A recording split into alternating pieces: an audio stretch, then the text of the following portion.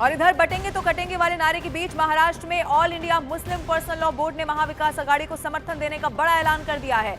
मौलाना सज्जाद नोमानी ने कहा है कि वो महाविकास आघाड़ी के 269 उम्मीदवारों का समर्थन करेंगे और अपने लोगों से कहेंगे कि उनको ही वोट दें। सज्जाद नोमानी ने कहा कि 117 उम्मीदवार जो मराठा और ओबीसी समाज से आते हैं उन्हें हमारा समर्थन है। इसके साथ ही 23 मुस्लिम उम्मीदवार को भी हमारा सपोर्ट है, जिसे लेकर अब बीजेपी महाविकास आघाड़ी पर निशाना साध रही है।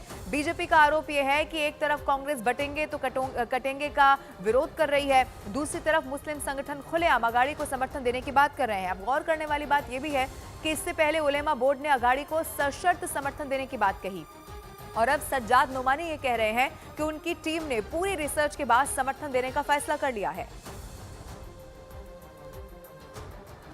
इस फैसले पर पहुंचे हैं कि महाविकास आघाड़ी की 269 सीटों पर तायीद की जाए, जिसकी तफसील एनेक्सल नंबर 1 में दी गई है, जो आपकी खिदमत में पेश की जाएगी।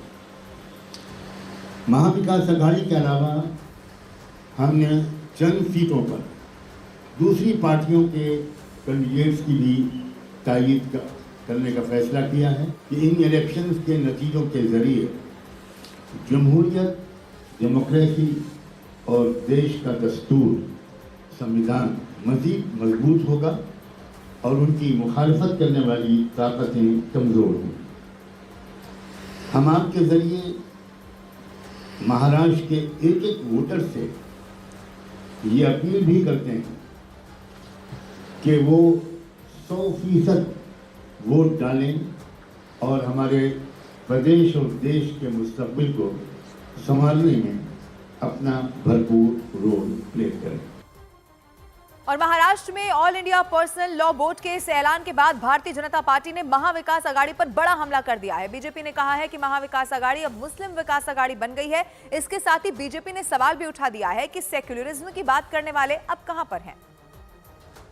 सज्जाद नोमानी का स्टेटमेंट ये स्पष्ट कर देता है कि महाविनाश आघाड़ी ओनली मुस्लिम विकास आघाड़ी हो चुकी है, जहां सिर्फ और सिर्फ मकसद यही है कि मुसलमानों का तुष्टीकरण करो। पर बात ये गौर करने वाली है कि सज्जाद नोमानी वही व्यक्ति है जो तालिबान का समर्थन करता है, हमास का समर्थन करता है। इससे ये साफ हो गया है कि अगर महाविनाश आघाड़ी सरकार के अंदर आएगी तो वो कट्टरपंथी कानून लाने का प्रयास करेगी। वो देश के संविधान को, बाबा साहब अम्बेडकर के संविधान को महाराष्ट्र में लागू नहीं करेगी। All India Muslim personal law board ने खुलेआम सरेआम फतवा जारी किया है कि इस चुनाव में वो MVA का समर्थन करेगी और मामला बिल्कुल क्लियर है। धार्मिक कारणों से AIMPLB all India Muslim personal law board ये करेगी।